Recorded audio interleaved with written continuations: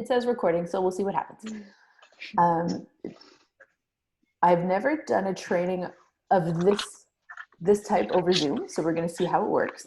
I've written down all the stuff I typically talk about, but I recognize that I often talk too much about things, last too long. Okay, so I've kind of broken it down on how I think it would be best to present stuff, and then near the end we'll talk about the stuff that you can do at home, right? The stuff that you don't really need me to work you through, like the different videos, different readings, handouts, that kind of stuff that it's, you know, you watch on your time. And then what I always suggest when you guys are going to do one of the trainings that I've collected and put together to do is take notes of any questions that you have, because it'll pop up during, and then often, at least for me, I'll forget what my question was, right? Because something else will have caught my attention. So obviously push pause in a Word document, just write down any questions you have, and then you can either send them to me and we'll set up a time to talk when I can answer all the questions, or the next training we can do one just for questions, right? Because that'll often take an hour, but everybody else will benefit from hearing your question and the answer, because it's probably one that either they didn't get to yet, or they needed clarification but didn't know how to phrase the question, that kind of stuff. Right? So that's always the benefit of more than one person starting and learning at the same time, because you all get to learn from each other, which is awesome. Mm-hmm. Okay. Basically, I wanted to start with how to communicate with kids, which sounds so simple and yet so not. And so when you think about the sessions that you're going to do with kids, you either have an evaluation session or you have a treatment session. Right? Sometimes we also have parent education sessions. So those are like the three main ones that you're going to prep for initially. Then on top of that, we would have sessions at a school or a daycare, right? So either screenings or at the daycare location, right now, mostly outdoors, sometimes indoors, again, using all the protective measures we have in place. And sometimes we lead groups, but I feel like we're more likely initially to start with evaluations and treatment sessions. So we're going to focus our attention there at this time. Okay. And then we'll work on the other stuff later on. So usually when you start a case, you either receive the case from another therapist who has already evaluated them, has a set treatment plan in place, and has already either started treatment or has at least got an idea of where they wanted to go with their treatment. So that's what they are going to put in place. Okay. Perfect. I don't know if it's going to record this properly, because right now I have, whose screen do I have? I have Ariella's screen on my like big screen, right? And it's just like a green thing. And blob. like, yeah. So I'm like, what? Enter gallery view, enter full screen. No, that's not what I wanted to do. My camera on my tablet doesn't work, and I didn't want it to do it on my phone. So that's okay. I think I'm not sure why. I see you, I hear you, but perfect. You can't see me. The phone is too small, so I wanted to do it on something where like I could write. It's just like, it literally makes me think of something like Doctor Who-esque, right? Like that's it is very Doctor Who. I'll take off the video, so at least it won't. There, we can just have your name on it. I'm so happy somebody else knows who Doctor Who is, because there are moments. I did a training. I'm going to go on a little sidestep and I'll come back. Okay. I did a training with Kim Barthel in February this year. Okay. Kim Barthel, by the way, look her up. She is who I want to be when I grow up. And so she's incredible, right? She's an OT out of Vancouver, BC. I think she's in Victoria, but she, the first day or the second day of the training, her outfit was like a long jacket with the thing, like she looked like the current Doctor Who, the female Doctor Who. And I went up to her at lunch and I was like, I have to tell you this because it's been driving me crazy. And I was like, do you know who Doctor Who is? And she's like, no. And I'm like, you need to look this up, because you are very much channeling her everything right now. Like even the way she spoke and talked, anyway, thank goodness OTs are cool, because they all look at you and they're like, yeah, cool, no problem, right? You can pretty much bring up anything you want with an OT and nobody will judge you. So she didn't judge me. In fact, we had a lovely conversation about it, but it was Was awesome. there a TARDIS? No, there was no TARDIS, nor were there the dialect. So one of the best parts of working with kids, guys, is that you work with kids on the spectrum who are high functioning, who totally get this kind of stuff. So I have 100%, I've got three brothers that I treated, right? Twins and an older brother. And I saw all of them and they were obsessed with Doctor Who, which is how I got into it. And then my husband turned out to be obsessed. Anyway, it was a big thing. But I learned so much about Doctor Who, and then you get into it and it becomes this whole thing, and we would have whole sessions around Doctor Who. Pretty On the awesome. flip side, one of them ruined the first new Star Wars movie for me. Have you all seen it? Can I ruin it? Because he came in and I was like, God, buddy, I'm going to see Star Wars tonight. I'm so excited. He's like, yeah, it really sucks when Han Solo dies. And I'm like, oh, dude. Let's discuss the lovely social skill of not ruining movies. Right? I mean, he was 8, so it's not the end of the world, but Yeah. So welcome to pediatrics, everybody. Okay. And so when we're going to talk about sessions, right? So we have our treatment sessions and we have our evaluation sessions. When you're going to first meet a family, really important to establish that rapport right away. Okay. You're either taking over a treatment session or treatment in the treatment sessions with a family, or you're going to start with the evaluation. When you start with the evaluation, you're the first person they're fully meeting, but the family's already done an intake call. Okay. The intake call is always completed by a trained therapist, and they will fill in a form. So we get a form from reception. It has the initial information about the child, the family, the contact info, and their reason for referral. Then we call, and based on that reason for referral, we're going to ask questions of the family. We're going to kind of flesh it out, right? Because often they call about handwriting, and then you end up asking some questions, and you end up with, do they ride a bike? And they don't ride a bike, and they don't skate. In fact, they don't do any sports. You're like, So is it handwriting, or is it a whole bunch of other stuff, possibly DCD, which has affected our handwriting, right? Sometimes you'll start on a phone call with one of the younger kids and your head's going to go, maybe this kid has, ASD. We might be going there, right? I would not bring that up usually unless the parent has.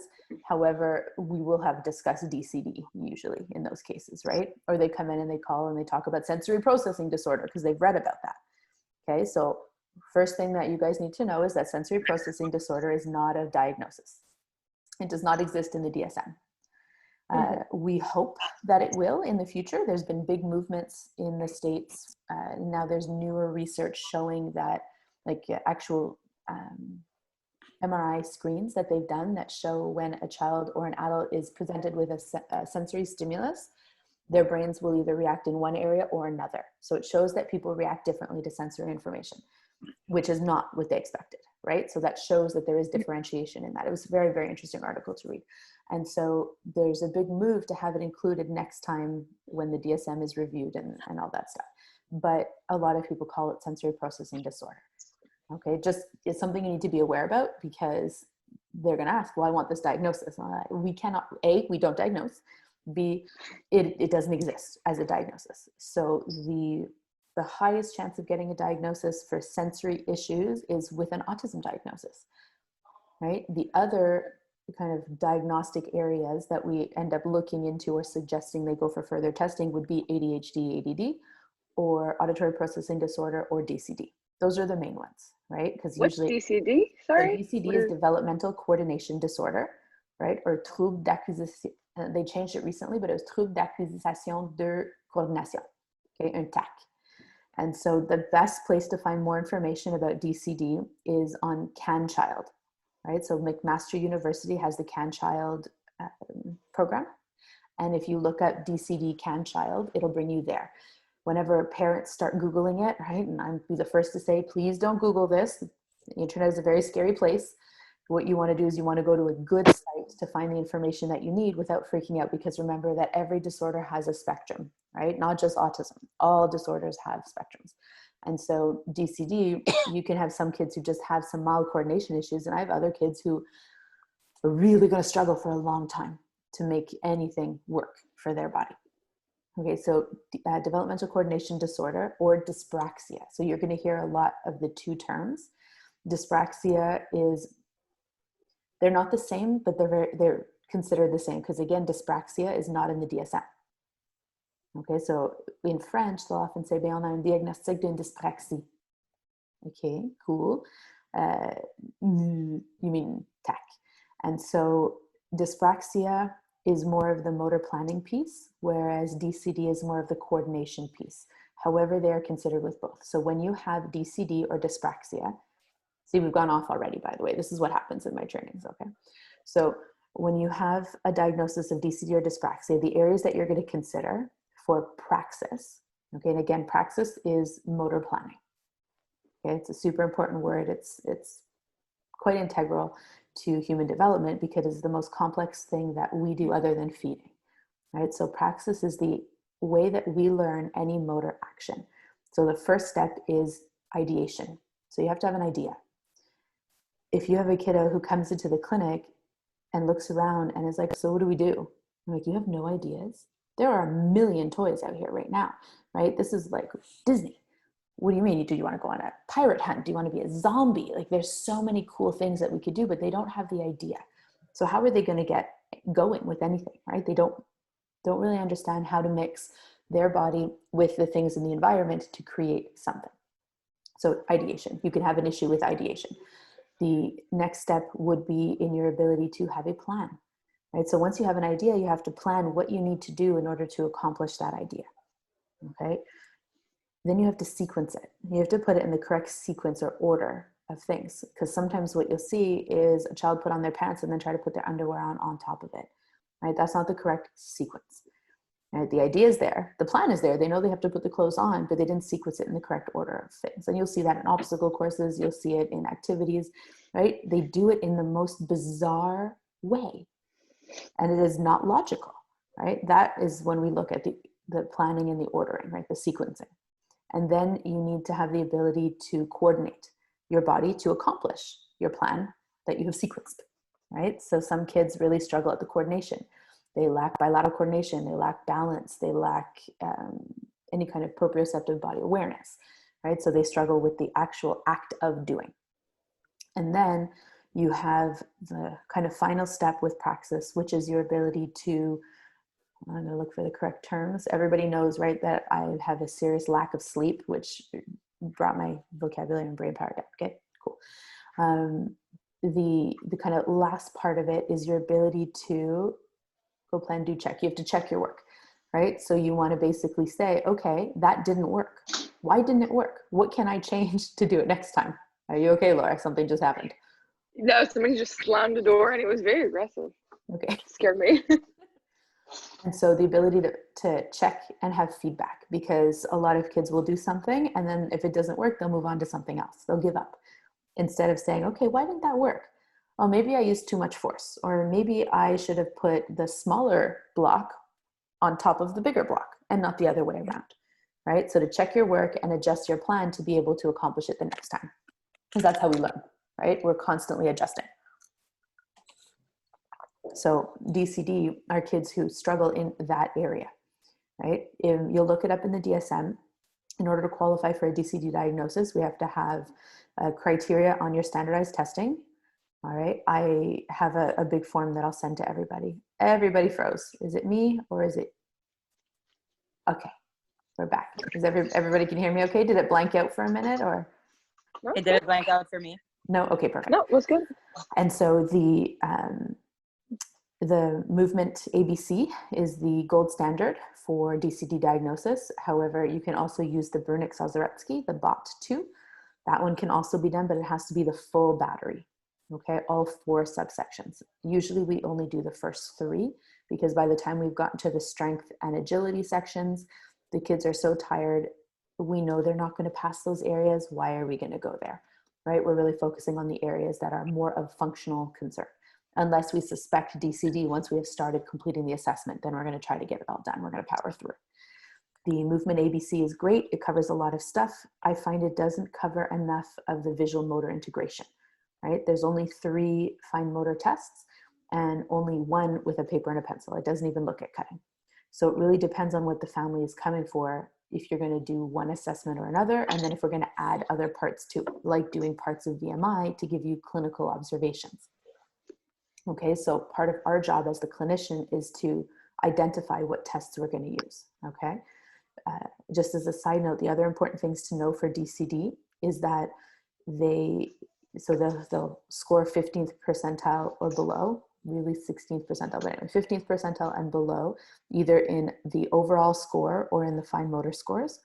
And they will have functional issues related to their difficulties in coordination. And they will have no other diagnostic reason for these difficulties, right? So someone with autism probably has other reasons for these difficulties. Now, some people will provide a dual diagnosis, or some people will just say, well, that's just part of his autism, right? So you'll often have to go get a visual screening, visual tests, because you want to make sure there's no eye or visual reasons for the the disorder necessarily, but the difficulties, the functional issues that we're seeing. And then we want to also consider the fact that we don't diagnose. So once we complete our assessment and we give the report to the family, and there's a template for DCD, so you guys would see what we write at the end to say, this is a possibility based on all the information. However, you need to then go see your pediatrician or a psychologist in order to receive a diagnosis. So it's very ironic, right? We're still stuck in the 70s in a lot of ways. However, everybody who thinks it might be DCD will then refer to us, and then we do the testing, and then we refer back to them for the actual diagnosis. Okay, so all the diagnostic stuff gets done by them. It's kind of nice that we don't diagnose though, because we don't have to provide that bad news to anybody. It's a good thing. Okay, so off that little side note, although super important information, we come back to the assessment, right? So in your intake call, you have received the information on, child's name, age, reason for referral, and then in all the questions is the stuff that the therapist will have asked in order to flesh out a little bit more what the issues are and be able to identify what it is that we are actually assessing. This is also how we have been able to match you with a good client, right? Because if it turns out to be feeding issues and you're not trained in feeding, that's not the client that you want to be matched with, right? And so we work both ways. Sorry, I'm just checking because I have the camera for the baby room and I thought that I saw my husband. Anyway, it's all good. The therapist who did the intake call will also kind of suggest, right? So if they have a hypothesis in their head or idea in their head, they will usually write that down, right? This sounds like possible auditory processing disorder, or I think there's a lot of vestibular stuff going on. They're going to write that down for you. And they will have suggested different assessments that you might want to use. They might have written possible DCD, and then under assessments or evaluation, they would have written movement ABC, sensory profile, and DCDQ, which is the developmental coordination disorder questionnaire. Okay, that is a parent questionnaire, and it allows us to provide, I guess, more of a subjective proof that they might have DCD, right? It's also something that can be used as a quick screen by schools or pediatricians to see if DCD is something that is likely on the table. Okay, so those are all things that we should consider when we're reading the file. When we then read through it and we're like, okay, we're going to prep the movement ABC, we're going to prepare the clinical observations that I want to do, and I'm going to be prepared for a kid who might have very poor attention or who might touch everything, right? Because all that stuff will usually be listed. Please remember too that we only know what the parents tell us when we do the intake call, because sometimes parents withhold a whole lot of information and you think you're just testing handwriting and the child gets there and you're like, oh, you're on the spectrum. Oh, this is not what I expected. And so you adapt as best you can, okay? And we will hopefully not give you those kind of cases initially. However, when they say it's just handwriting and we think we're matching you with just handwriting, it has definitely happened. So my goal is that you at least have enough resources that you can pull them in and use them during that assessment. Any questions so far, by the way? Sorry, before I go fast. We're good so far? Okay. Good. So the actual standardized testing, we're not gonna cover those today, guys. I think what we'll have to do is find a time in the clinic for you guys to go in and use them. Okay, the main ones that you're going to start with would be the movement ABC, the box 2, and familiarizing yourself with the sensory profile. Those are the first 3. Okay, there is also the P-body that we use fairly often. However, that's really for much younger kids, and you're not likely to be seeing those kids off the bat. And if you're seeing a 3 or 4-year-old, you would be able to do the movement ABC. Okay, the movement ABC is 3 and up. The P-body we use often with younger kids under 3, because it's complicated to administer. It is easier to administer the movement ABC. It is the easiest one we have. The sad part is that it doesn't have enough for the visual motor integration or grasp, right? So that's when we would sometimes do the movement ABC and then pull in the VMI section of the P-body, for example, if that is a concern of the family, if the child is under 5 or we don't think they'll be able to complete the BOT. Okay. What I suggest when you're learning to administer an assessment is that you go in and you look through it yourself, because until you've practiced it and until you have read through it, you won't remember it, right? I'm telling you all this stuff, but you're not going to remember it as well as when you actually work your way through it. It'll be the same the first time you score an assessment. The way that I like to do it is that you will join an OT for the assessment. You'll watch, you'll participate, you'll take notes, but they'll be the lead, right, in the assessment. And then you're going to score everything. You're going to score it. You're going to go through and read all the intake forms from the family. And then you're going to take a stab at writing the report. And then the therapist, or me, depending on who's got the time, right, however we've organized it, will then read your report and correct it, right? And I do track changes. So you see any changes that I make. And I also put comments on the side. So you'll be able to read why I might have changed something, what I might be questioning, or I'll ask you, like, what did you mean by this, right? And we'll go back and forth, and then we'll finally get to the final draft. Anytime you're going to start with evaluation or report, you will be provided a template. So we have a number of blank templates, and we have ones that are, I call them like the John Doe ones, right? That have been filled out already, but we've changed the name. So if you have a 6-year-old DCD, I probably have a template for that, right? So you then take the template and you'd work off of that, because it'll help guide you and speed up the process.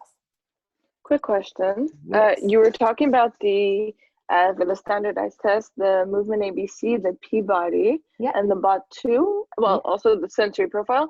But when would you use the BOT2? You said the movement ABC is more 3+, the Peabody is more 3 under. When does the BOT2 come in? So the BOT is 4 and up.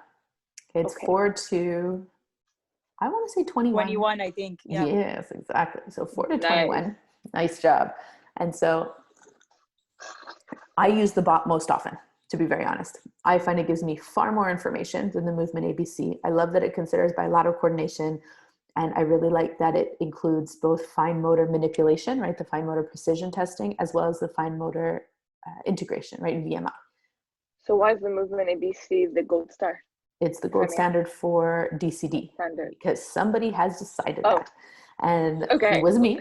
But like if you were to go to the DCD clinic at the Children's, their preference is that you've completed the movement ABC. A lot of the research, that kind of stuff, they say, do the movement ABC, movement ABC, movement ABC. Okay. It's probably because it is possible to do. However, I think that some kids who have a more subtle profile, they probably scrape by on the movement, right? Whereas So on the it's not BOT, as sensitive. it is not as sensitive, and it doesn't give you as much information.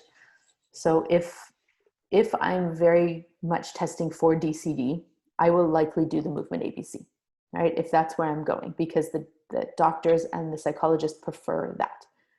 If someone comes in and they have other concerns, I'm more likely to do the BOT if they're in the profile. Now, if it's a 4-year-old and I think maybe I'll have prepared the BOT thinking, you know what, let's try it. And we start and I realize it's far too hard, I will switch to the movement ABC.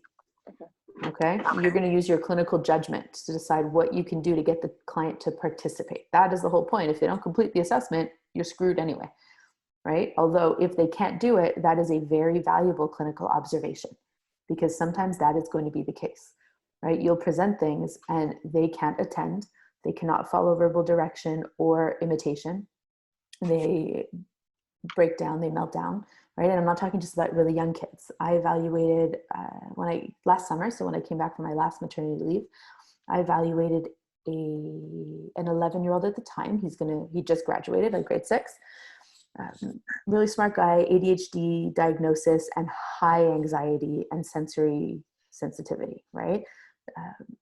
Huge meltdowns, like always wore the cookie sound canceling earmuffs, that kind of stuff, until he got more comfortable. Then he was able to take it off when it wasn't loud. But when we started the assessment, and again, I'm thinking 11-year-old, we can do the BOT, no problem, right? There's handwriting issues are concerned, handwriting, shoe tying, really good gross motor, but fine motor was the big issue. Okay. And I mean, this kid literally gross motor, he went, like, he could have taught a class on how to do obstacle courses on the big equipment. Okay. Super strong, crazy abs, can like hang upside down, like crazy. And I have a couple of kids who followed that profile. Very poor fine motor. However, After completing, so we did a big warm up in the gym, and then we went to sit down. I like to start with the fine motor sections because I find that that takes a lot of juice for a lot of the kids. Let's get it out of the way. They don't like sitting anyway, right? So we're going to get that stuff done. After completing both of the fine motor sections of the bot, he melted down. He was done. He was completely finished. And there was nothing I could do to bring him back. We tried a couple other things. We talked about it, and he was like, I'm done. Like, I'm done. And his mom was like, I think he's done. And I was like, I guess he's done. And so we stopped the evaluation at that time. And then I let him, kind of do his thing. And I chatted with mom, and I was like, listen, I think what we should do is hold off on completing the bot for a little while. And let's do let's go right into sessions right now. We know what the functional issues are. I'm going to read through all the information you've provided me to help me make my goals. I will score these 2 tiny little sections, but I'm going to wait a few weeks to do the report until we've completed the rest of it. And mom was totally on board with that. And the next session, when he came in, all I did was pairing, right? All I did was making a rapport and building a relationship with this child. We played in the big gym. We did obstacle courses. We talked. We discussed some of the stuff that we wanted to work on, how we would work on these things, what some of my limits are, but we didn't do any standardized testing because he couldn't handle the pressure, right? He knew he was being tested, and it was not a good fit for him. After 4 pairing sessions, we completed the rest of the testing over 3 sessions, right? And then I completed the report. However, at that point, he had already learned to tie his shoes. We'd already hit on a number of the things. We just completed the standardized testing later. So yeah, the answers it might have been skewed a little bit because maybe he did improve due to several sessions in between, but I got results, which is what I was going for, right? For another one of my DCD kids, he hated being tested forever. This is the kid I've known since he was 2, all right? He's my life partner. And I've had to reassess him on a number of occasions. And the first 2 reports I have for him, there was no standardized testing happening. Hold on, you need this? We need the camera. Watch the baby. And the button's on the side. You want to say hi? Okay. The only way I could get him to do it, and I had 2 students at the time, and they probably learned a lot of things, because the only way I could get him to complete the movement ABCs when I needed him to do something was to make up huge dramatic stories. Okay, not toys, stories. So when he was doing the coins in the box, we were collecting money to buy hockey sticks, right? He's a sport guy. DCD, like plus, right? And apraxia of speech. But he loves his sports. And so we were collecting money. And then we had to go buy the hockey stick, right? And then he has to do it again with the other hand. So I was like, okay, this time you're going to buy me a hockey stick, right? And I made this whole thing up to do the pegs, the beating. At the time we were doing the beating one. By putting them all on, he was going to turn me into a zombie, right? Like there was... I can't even tell you, to throw the bean bags, I was a zombie shark, and I had to chase him around afterwards. Okay. But I got the answers, I got the results, and I got the standardized testing done. So although they tell you should say it this way, right? And they have set sentences and ways you want to present it. We work in pediatrics, and then it's not always going to work that way. Ideally, you would present it in the order, right? So you would do subtest 1, 2, 3, 4, like you would go in the order that they do it. It's not always going to work. In fact, I find that there's certain orders that work better, especially for the Peabody, right? If it's at the risk of not completing the standardized testing, I'm going to do it in the order that works for the kid so that it gets done. Okay. And if that's something that you find that you tried doing it order and they couldn't, but they could when you did it a different way, that's a valuable clinical observation, and it makes you question why, right? Why couldn't they do it that way? Why did they have to do it this way? So everything from the moment they walk into a session or an evaluation, you're constantly observing and evaluating, right? Everything is an opportunity to learn. And one of the best things that was ever explained to me or told to me, or I heard it somewhere, who even knows, but they said, especially in pediatrics, I find, right? But if you try something and it doesn't work, it's evaluation. And if you try something and it does work, it's treatment. And that is the best way to look at peds, because that's what it is. I have this great, huge toolbox, and I could have 2 kids that look so similar on paper. But I try one thing with one and it works fantastic, and I try the same thing with the other kid and it's a bomb, right? So no matter how similar kids are, you're going to try things because it's worked with other children, but until you try it and you see if it works with the child, You can't know if it's a good fit. And that's where I find parents get really, really stressed out because it's expensive to complete the evaluation. And a lot of them will call and say, well, can we just get right to it? It's only one issue. However, the way I explain it to a lot of families is although the evaluation is expensive, it will actually be cheaper in the long run because you will spend less money on therapy. Because if we truly identify what the problem areas are, right? If handwriting is the issue, we're not just going to practice handwriting. That's what they did in class. It didn't work. If it had worked, you wouldn't be seeing me. Why? Why didn't it work, right? Is it a visual motor issue? Is it a hand issue? Is it bilateral coordination? Is it handedness? Is it midline, right? Is it self-regulation issues so they couldn't attend to the task to learn how it's done? There could be so many possible reasons for the functional deficit that we're seeing. Our job is to be the detective and figure it out, right? So by being the detective, we're going to look it up, we're going to assess, we're going to do the clinical observations, we're going to talk to the parents, we're going to talk to the kid, right? Sometimes they're fountains of information. And then we will be able to identify the reasons why they're having this difficulty. And that's what we're going to address. By addressing that, the whole point is not to teach the kid how to do something, it's to allow them to learn it in the natural way, right? Kids are supposed to be picking up on this stuff all day long. So if we can address the things that are blocking them from picking up on that skill, then they're going to be able to, hopefully, if we've broken it down correctly and help them out, pick up on it and then build that skill on their own. They're not going to need OT forever, right? That's very much our goal, right? Discharge. I always go off on tangents. I haven't even done half of my list and it's already 7:37. It's unbelievable. What else do you need to know about assessment? Do you guys have any questions so far about assessments? Did you guys ever see the M-Fun? We used to do it a lot at Saint Justine, but I've never seen it at the Jewish afterwards. So I don't have it and I've never done it. It's one of the ones I would like to see and like to do, but every assessment costs a lot and we right now have what we need to cover most of what we're seeing. What did you like about it? It was easy to administer and it wasn't too long. Okay, what's the age range again? Because I think there's a preschool one and a school one, right? I think there's one from 3 to 6 and the other one from 7 to 11. Mm-hmm. But I'd have to check. I know I have the copies of not the le cahier d'activité because I had taken a few at Saint Justine when I was learning how to do it. Mm-hmm.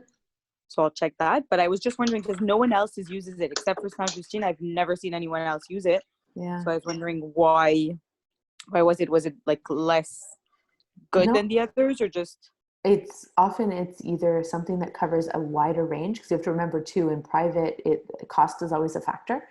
Assessment tools are crazy expensive. The Movement ABC, if you order it in Canada, is over $2,000, right? And then you still have to buy all the forms every time. It's out of control. And if you order it out of Canada?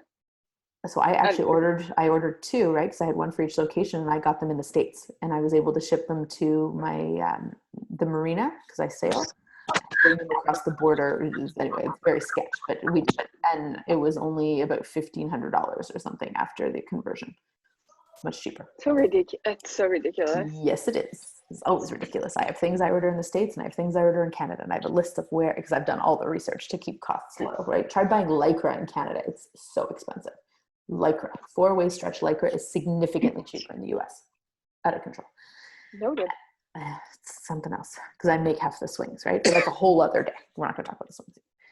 And so the M-Fun, I think because I wasn't trained on it and none of my placements used it, neither did my mentor, the one that I learned under. I never learned how to do it. And so I gravitated towards the ones that were most comfortable to me. But I also find like the Movement ABC you almost have to have because DCD comes up so often. And the Bot 2 is really strong in a lot of areas. So a lot of people use it. It's super common. People talk about it. A lot of psychologists know it, that kind of stuff, right? So it translates well.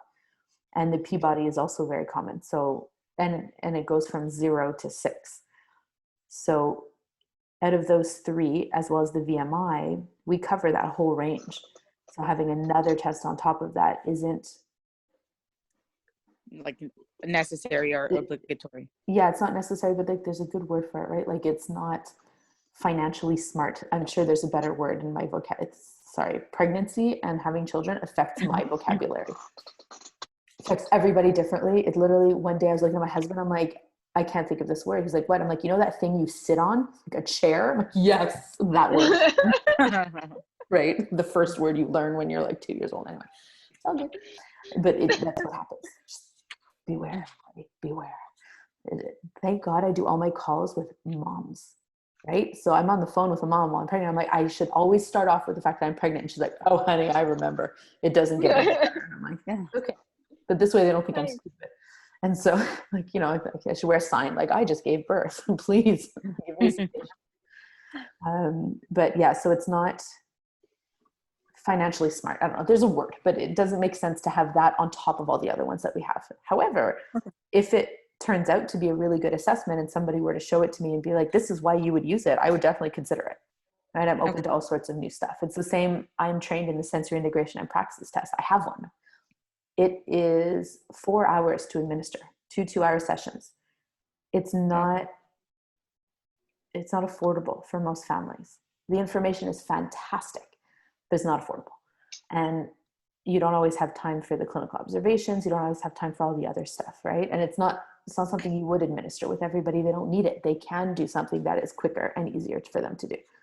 And so when you're going to choose your assessment tools, you're going to choose them based on function, price, and on what you're comfortable assessing. Okay, because we have a couple other ones, like we have the TVPS, the test of visual perceptual, TVPS3, and we have like the DeGangi-Burke, which is another really good one. That's more of a sensory test for, I believe it's 2 to 5 or 2 to 6. So we have to check that. So we have a number of other ones, but those aren't the ones you're going to use until you've been doing things a little bit longer, or you have a very specific case and you've talked to myself or one of the other therapists and we're like, you know, this would be what we're going to use now, right? We're missing some information. We want to do this kind of testing. So that's what we would do. Okay. Mm-hmm. The clinical observations is the other super important part of your assessment. Because obviously you're not going to sit there and go through assessment, boom, boom, boom, boom, boom, right? You're going to lose the kid. It's hard. It is hard work. In therapy, we present the just right challenge. That is what you are aiming for as an OT. It means that it is not too hard, but it's not too easy. If it's too easy, they're going to get bored of it. They're not going to like it. If it's too hard, they're going to quit because it's too hard, right? So the just right challenge is what you're going for. And it takes some practice, but when you get there, you're able to create something that has just enough level of difficulty to engage their interest, right? Because that's what you're going for. You want them. Kids love a challenge. But if it's too hard, they're not going to do it. And if it's too easy, they're going to be bored. They'll master it too quickly and they won't like the activity. So anytime you have a refusal for an activity, it's the activity that's the problem. Very rarely is it the kid. I mean, you know the kids and you know which ones, but if they refuse to do it, you got to be able to think on your feet and say, okay, what am I going to do instead? Or you say, oh my gosh, I'm so sorry. I picked the wrong game. I am so silly. This must be too easy for you. How could we make it more challenging? Right? And the kids be like, oh my God, can we do it this way? Sure, right? They've just created their own therapy. Or if it's too hard and you recognize that it's too hard, own it. Like, I really picked a game that wasn't the right step. We need to work on the step right before this so we can get there. How could we make this a little bit more fun for you? Right? Don't say easy because they're going to be like, no, I can do it. Right? So how can it be more fun? How can it be a better challenge level? Right? How can it be just right? That works for me. Okay. The other word you're going to use a lot, okay, is organized. So you don't want to say you're hyper right now. You don't want to say that you're, out of control. Those are all negative connotations. Your body doesn't look very organized right now. Or, wow, I really love how organized you are. We got that done so quickly, right? You can tell an OT kid because they will use the word organized. My body is super organized right now. That kid does OT. I can tell you right now. Okay, for sure. And so a lot of it is going to be in the terminology and the presentation, the way you do it. Something as simple as, instead of saying, can you do this? Right? Because if the kid says no, you're stuck. Well, shit, you're right. I asked you if you could do it and you said no. Boom. Right? But if you say, you can do it this way, right? You can do it.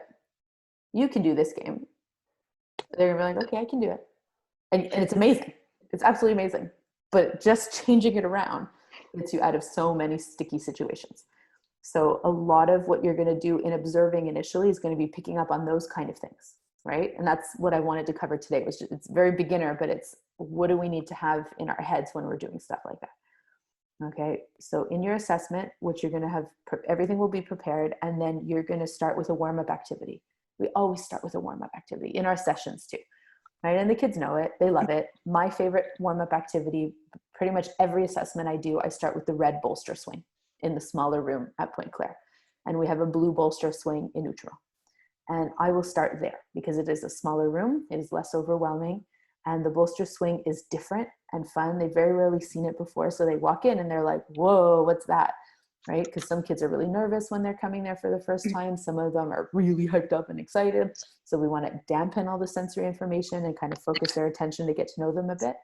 But I've even had kids who come in with selective mutism, and they will answer a yes or no question. Do you want me to go faster or slower? Or do you want the red or the blue beanbag, right? And they will at least point to one. They will communicate because it's really fun and it's calm and it's not a test, right? So they feel at home, and we'll talk about stuff. I talk about stuff all the time. I talk about myself. I tell stories. I talk to mom. Kids are always listening, by the way, always. Okay. So if they're not talking with you, that's cool. Let them play their thing. Hey mom, how about this question, right? Or have you ever seen them do this? And then the kids will be like, no, I don't do that, right? And you're like, haha, you were listening, right? Gotcha. And so I'm telling you, it's amazing how you can trick them into doing it. Or you're like, I wonder if they're doing this. I wonder. That's a good one. I do that a lot. I wonder if you're doing this because you're tired. What's up? Is he hungry? Yeah, give him a bottle. There's one in the fridge. Okay. Parenting, guys. Working parent. It's awesome. So the way you're going to phrase things, right? I wonder if this is the way. Either they'll tell you yes or no. They'll help you figure it out. Or if you're talking to someone else about it, they might actually interrupt. Or the parents will talk about it. But the kids are always listening. Okay, always. And starting on the bolster swing, I find it super relaxing. We play beanbag games. We can check out their postural stability standing up. Because I can see this baby is just like this. He's like, with food. So you're going to see postural stability. We're going to see vestibular, right? Do they get overstimulated right away? Do they fall off when you ask them to reach a beanbag, right? So I hold it out of their midline. Can they not cross? Can they cross midline to reach it? If I put it on the floor, can they get down on the beanbag, on the bolster, lean their body to the side and pick it up without falling off? And then can they reorganize themselves enough, this is all while the swing is moving, to throw the beanbag into the beanbag catcher, right? So it is a simple activity, and it provides me with so much information, right? What if oh, sorry. Yeah, it's okay. The beanbag game, like, you know, a beanbag catcher, like it's like a big rectangle with circles, right? And you throw the beanbags in it. And then what if none of your goals are vestibular, but you're sometimes not so you worried. don't know, right? So like even with handwriting, right? So you don't always think vestibular with handwriting. By the way, vestibular, okay, 99% of our kids have vestibular issues. Okay, so the 1% there, I haven't found it yet. Okay, all of them, I'm obsessed with vestibular. Okay, everything is linked with vestibular. Okay, 8 weeks gestation, your vestibular system is mature and ready to go. 8 weeks. You don't even know you're pregnant yet half the time, okay? And that thing's going off. So when you think about development, so much of it comes back down to vestibular. And we could do 5 hours on vestibular alone, okay? I'm obsessed. So everything kind of links to it, which is why I enjoy working with the swing so much, because arousal level is linked to vestibular, postural stability, bilateral coordination, ocular motor skills, balance, everything. Right? Everything. And all of those foundational skills then lead to the higher level skills like handwriting, even executive functioning. Okay. And remind me in a minute before we go, I'll talk about the house. Okay. I need to talk about the house. And so the swing, the reason I would choose to do that, even though my reason for referral would be dressing, right? Or handwriting, feeding, right? I still want to play. I want to engage the child. I want them to like coming. So I need to build that rapport first. If you build a rapport with the child, if you've got that, right, where they like you, they like coming, they trust you, you're going to get there. You have to have that. And it's magic, right? And so sometimes they come in, they're super nervous, any of that stuff. If you play a game, you engage, they'll do anything for you. They literally will. And the parents are like, why do they do it for you? And I'm like, I am their safe person. I'm their regulator. And that's my job. I'm good at that. That's why I'm an OT, right? My job is to teach them how to do it for themselves, or to teach you how to do it for them, so that we can eventually fade into the background. And so postural stability is the foundation for pretty much everything.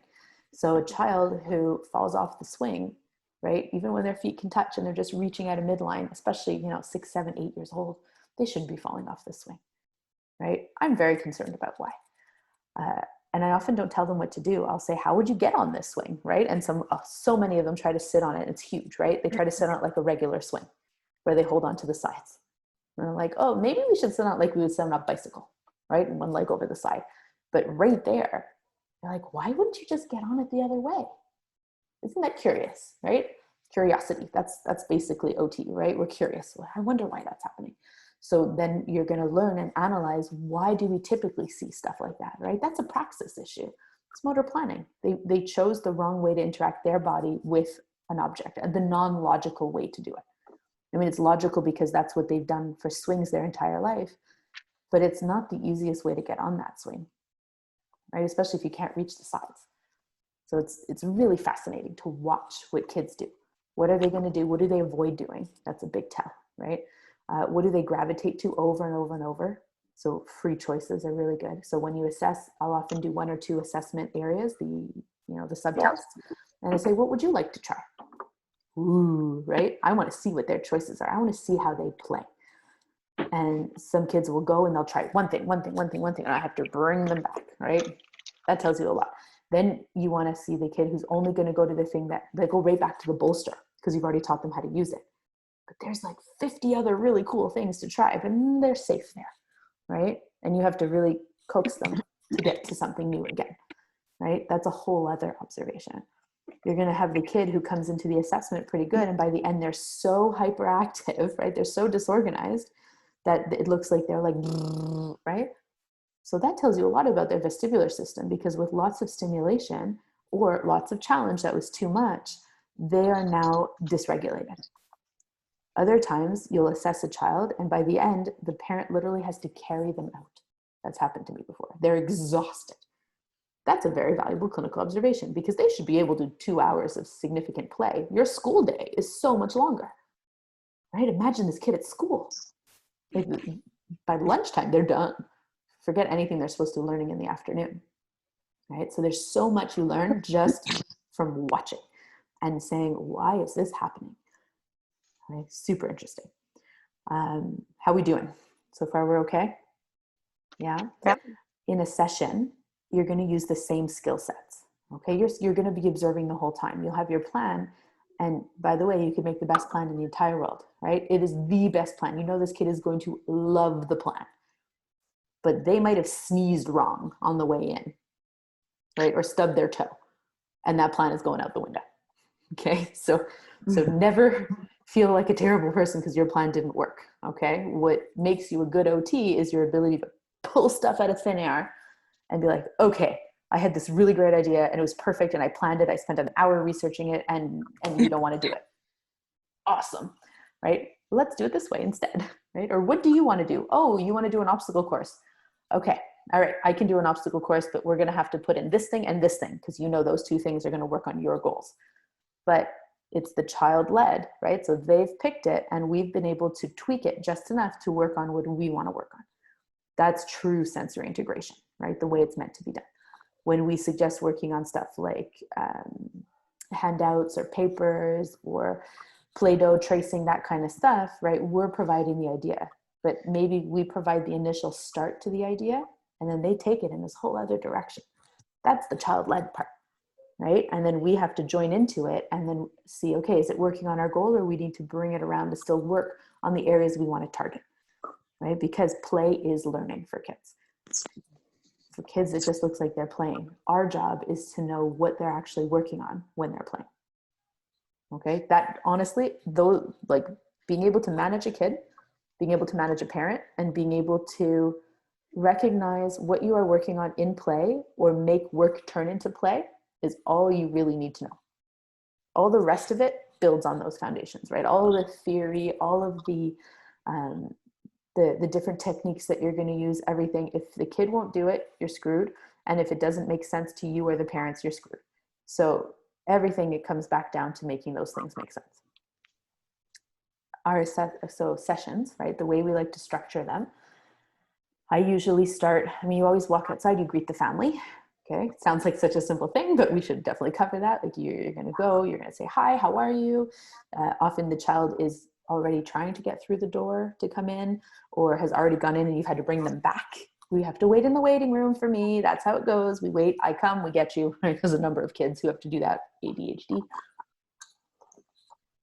But the child's ready to go. And then you go in and you talk to the family. And then my always question is, so how are things going, right? Has anything changed? Sometimes the parents come in with us. Sometimes the parents prefer to go do their groceries while we do our therapy and come join us at the end. So that is very much based on what is the best relationship with the child parent, right? Because sometimes the child is much better when the parent is not there.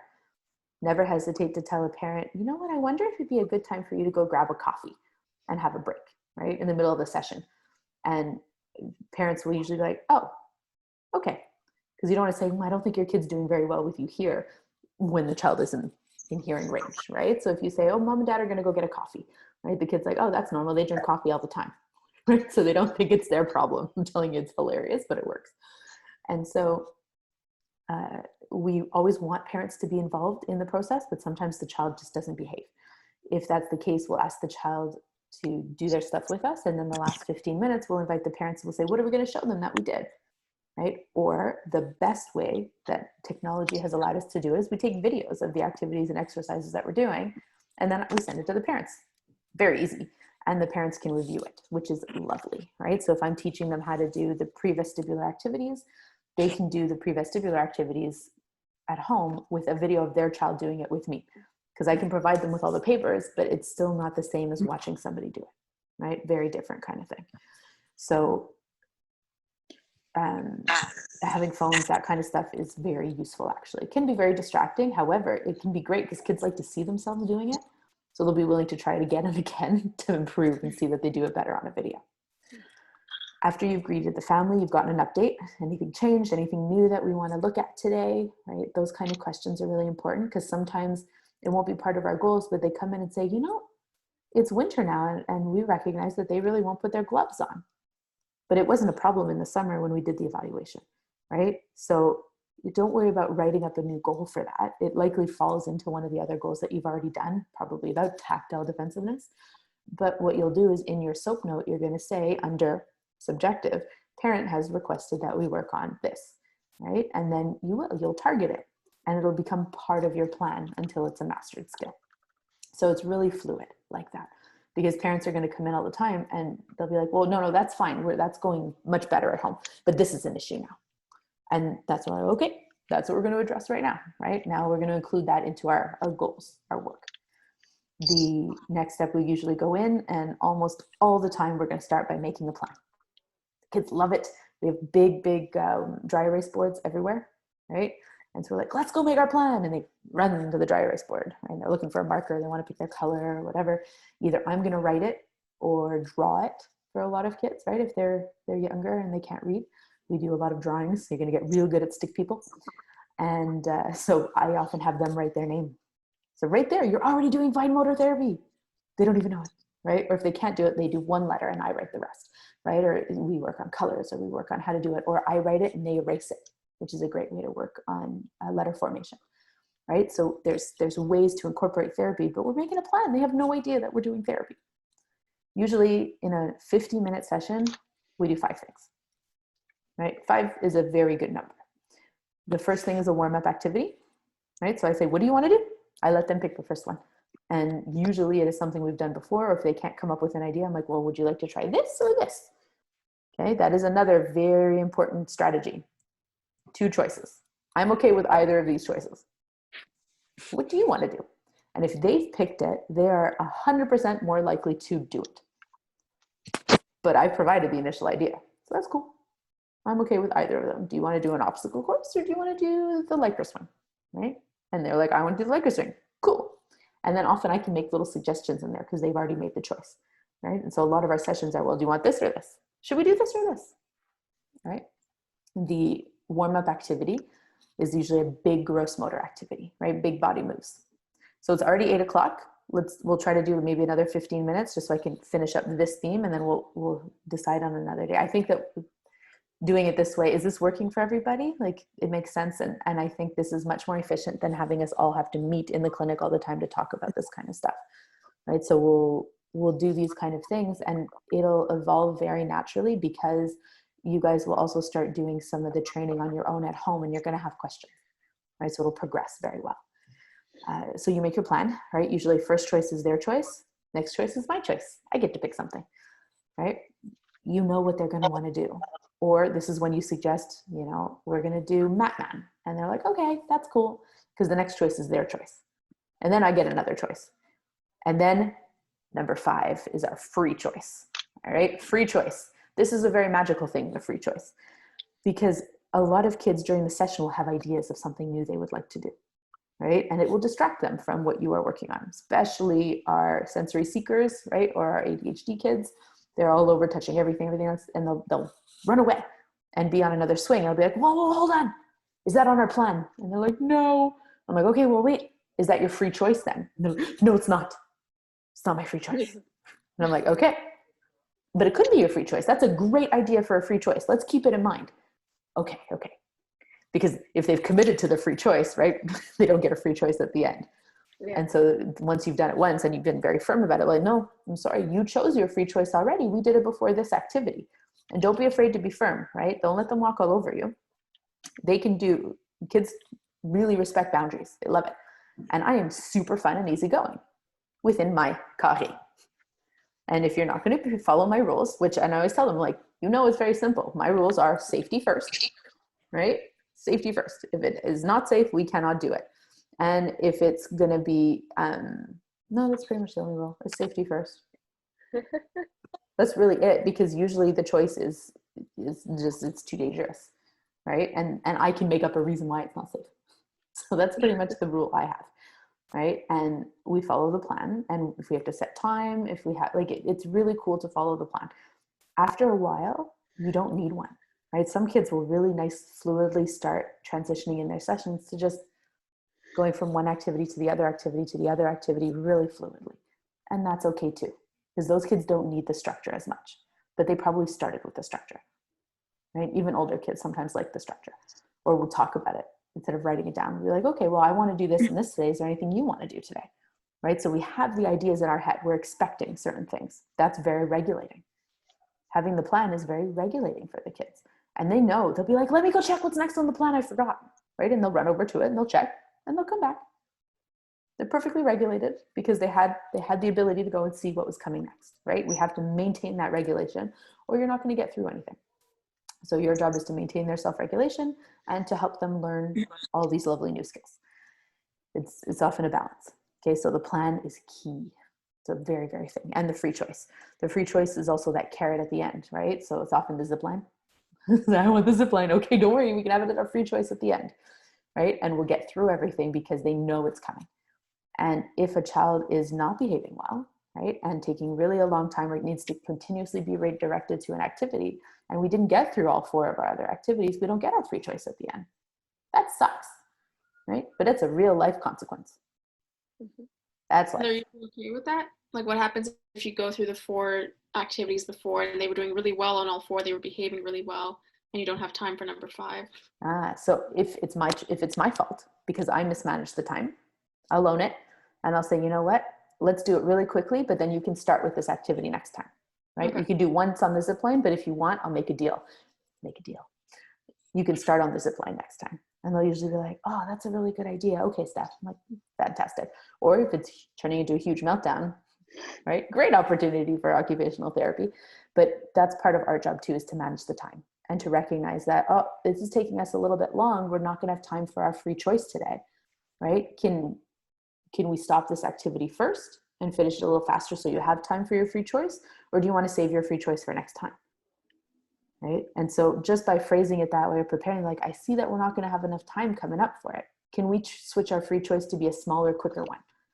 right? Or you'll say, okay, instead of doing the zip line, which is what you really wanted to do, well, that's quick, so maybe that's not a good idea. Doing an obstacle course, that's long, right? If they really want it, they're like, that's what I want for my free choice. They'll be like, okay, so we'll start with that next time. I'm going to write it down so I don't forget, right?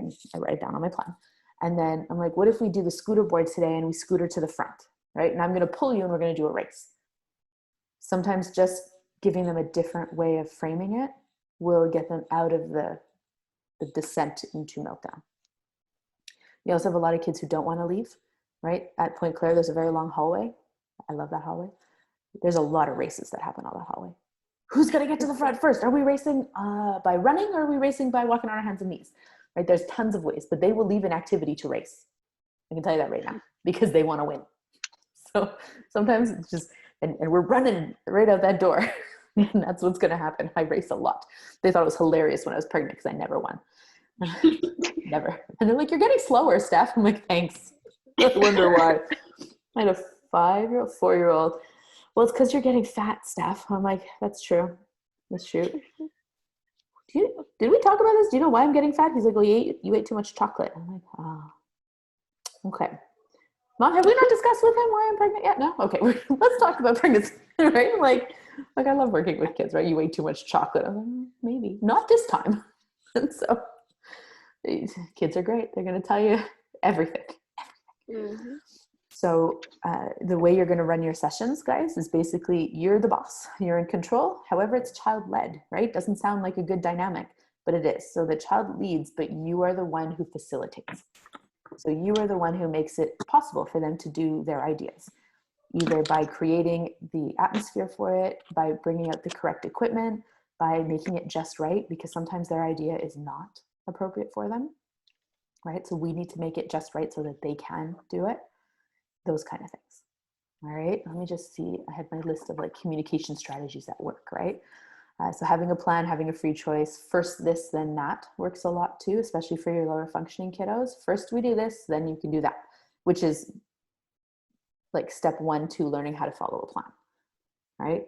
Because the first this, then that has 2 things. The plan has 5, for example. So if kids cannot follow a plan, then you're going to go to the first this, then that. Sometimes you need to use pictos, right? So for our lower functioning kids, we're going to use visuals. And we have in the clinic, again, things get lost and messed around, but we have always a working visual schedule that you can put with Velcro. Pictures of the equipment, the material. We either have a sheet that says first this, then that, or you have a schedule with 5 things, and you just have the pictos instead. This way too, they can hand you options. So you can say, what do you want to do, right? And you maybe show them 3 pictos instead, because they don't understand the concept of it until they see a visual.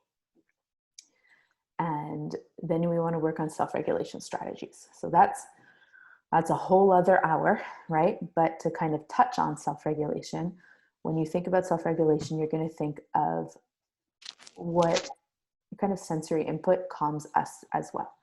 Okay, or think about a baby. It's actually the easiest way in how I explain it to parents. What soothes a baby, right? So we swaddle a baby, right? We put them into tight, tight, tight swaddles so they can't even get their hands out.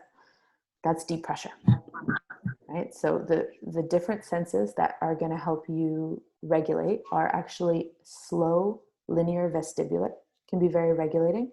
You rock a baby, right? This is how we put them to sleep. When dad stands there and tosses the baby up and goes, right? And the kid screams and laughs and sometimes vomits. Okay, that's vestibular, that brings our arousal level up. Slow brings our arousal level down. Okay, so vestibular can work both ways. Super interesting. Vestibular is awesome. Okay, the other self-regulating strategies are tactile deep pressure. So that's massage, heavy touch, right? So not light touch. That can be very dysregulating. Deep, deep, deep touch. Anything where you're going to squish a child is heavy. It's not heavy work. It's deep pressure. When they're going to wear Lycra, they're going to, want to hug. They're going to want to wear a weighted, heavy blanket. That's all providing tactile deep pressure. That is calming and organizing. And then you have heavy work.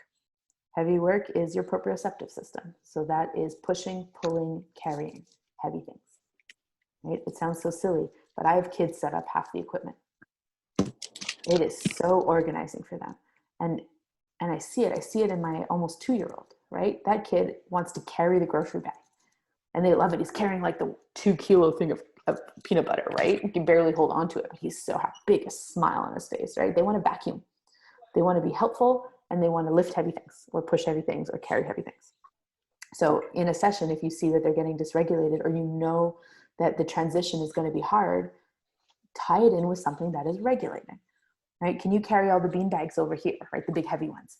I'm going to go do this, right? And in that act, they are going to calm themselves or regulate themselves to be able to tackle something that is difficult afterwards, right? But it's not anything I had to pull out. Like, it's very seamless and part of the activity.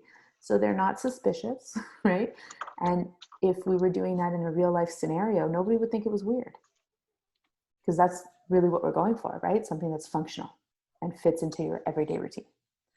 And then the other stuff that is calming is oral, right? And all of this stuff is what babies do. Babies stick everything in their mouth, right? We as adults often regulate with mouth. We chew our pencils, we eat, we drink, we smoke.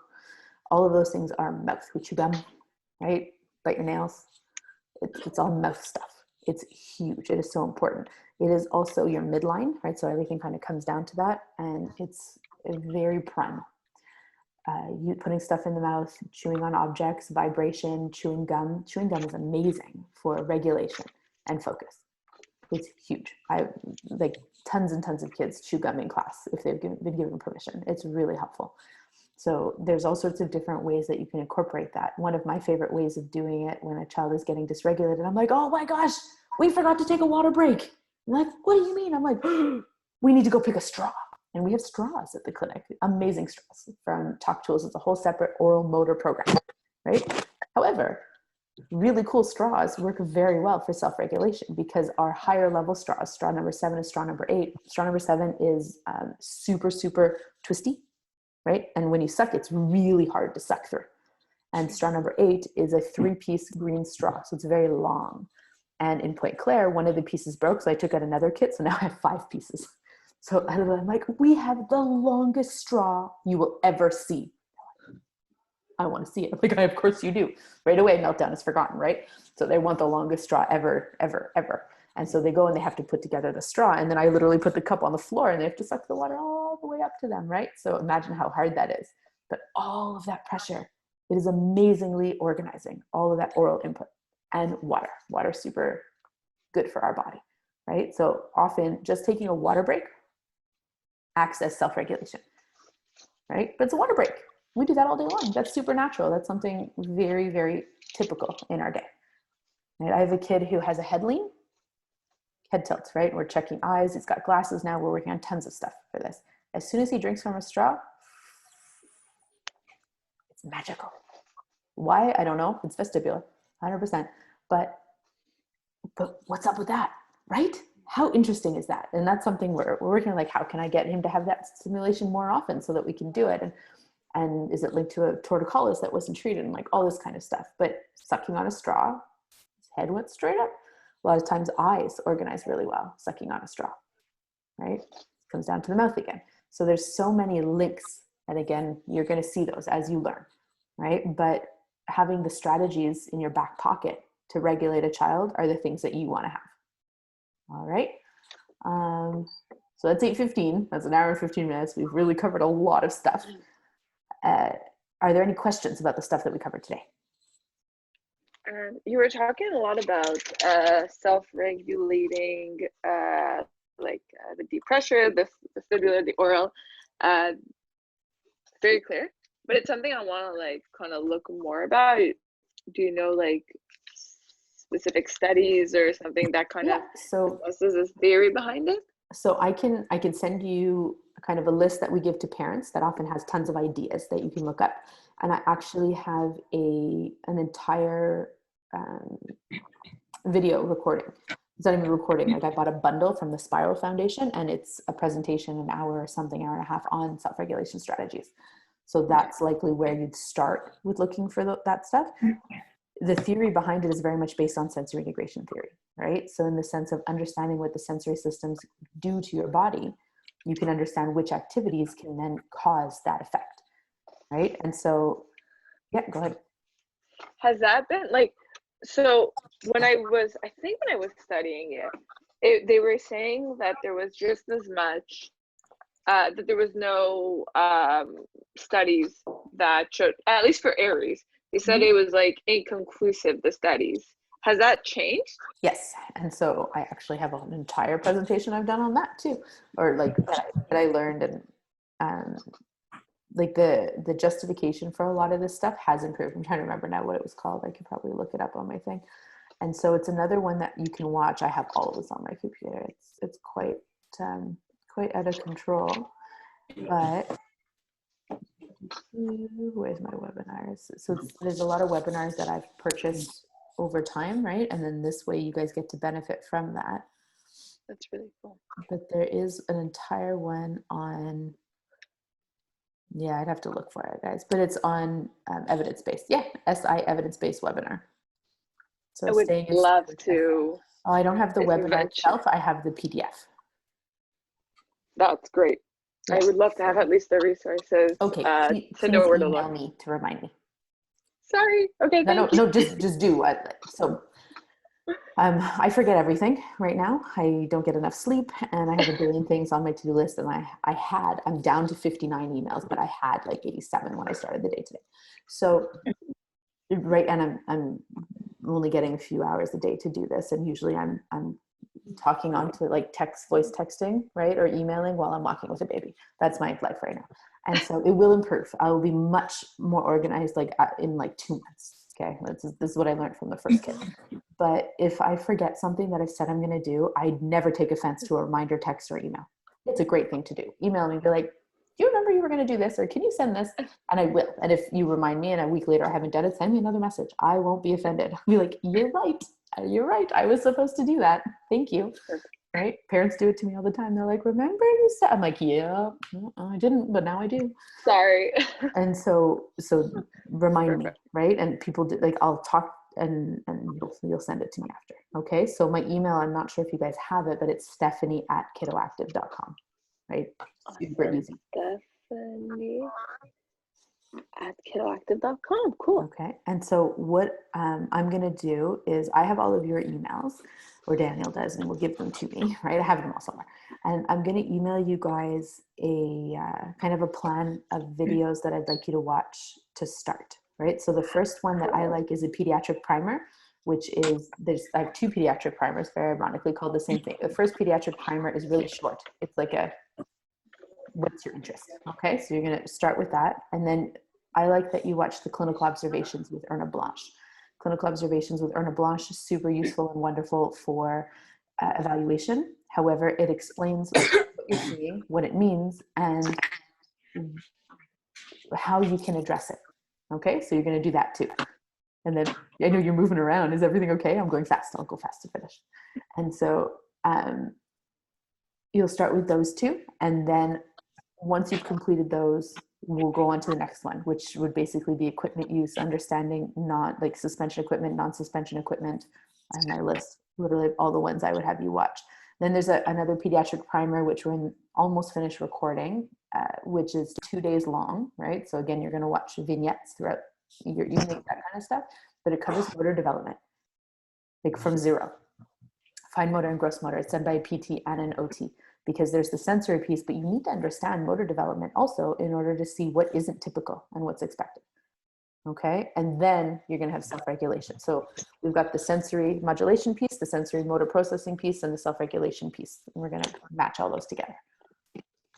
Next time I'll start with more theory as opposed to the process of how things go and like how to engage kids and how to do it. But I figured that's almost more important, because even if you don't know the theory, but you engage a child, you'll get somewhere. You also so spoke about sorry. the house. Oh, yes. I'm so sorry. I have to run. That's okay. I'm really, really sorry. But No, it's all good. I will send you an email and follow up on everything you sent, okay? Yeah. Thank you so much. Okay, what's wrong? Bye. Oh, you think he's still hungry? Okay, I gotta. Hi, chicken. So, This is hi. Benjamin. Hi. Hi, Ben. He's wide awake. I'm Ben. Yep, you're wide awake. I know. He should have been sleeping. This has been yesterday too. Look at the eyes. He's like, what is happening? Hi, buddy. You're seeing a lot of faces. Yeah, he's checking things out. I'm almost done. Mm. We're just organizing for next time. So I'll send out an email. I'm gonna write it down right now, actually. My paper. And what I'll do is I'll send you the house. I will send you basically I'll send you a bunch of handouts that I use initially, right? That I give to parents. Because that's how you guys have to learn. You have to learn how you would teach a parent. And so handouts and books that I recommend and initial videos. So I'm going to send you guys those. Okay. And then what we can do, if Wednesdays typically work, we could do this again next Wednesday. Like, I'm okay with that. And then you guys will have had time to look through all of that. And then I can go and answer your questions and kind of build on explaining those things, which I think is super valuable because it's kind of like the intro to the theory. Does that sound okay? Yeah. Yeah. What I'll do is I'll have Daniel email out to confirm that next Wednesday will be okay again. All right. And then if we need to do something earlier, we can, but we can plan for next Wednesday. We can do this thing again, and we'll kind of set themes for each one. Or if we need 2 sessions to complete a theme, we'll do that too. Okay. Because we could do an entire theme on how to talk to parents. It's a big topic, right? So we'll slowly cover all that stuff, but we'll have to work on getting you guys in the clinic as well, because the hands-on stuff is super important also. Sound good? If you guys think of questions based on what we talked about today, write them all down. Okay, have a list, and then you can either email it to me before next week, or you can ask me next week. Thank you. Sound good? Thank you. Such a pleasure, guys. I have fun doing this. I enjoy it. So we'll pick up on all of this stuff and try to make my way through the huge list I have on a Word document. Oh, Stephanie, also, do you mind sending in the link to the recording for tonight's session, just so I can like review it? Yes, recording link. I have to figure out how to do that too. Do you send? This is why I married a guy who figures stuff out. Very handy. He built our website. Awesome. Oh, wow. Yeah, he just learned how to do that. There's all sorts of different kinds of smarts. I'm not a computer smart, but yes, I will do that. And again, if I forget, send me an email. No All problem. right. So Everything much. good? Any other questions, guys? Perfect. So I will go deal with the Benjamin, and I'll see you guys next week. All right. Bye. Thank you. Thank you. Good night.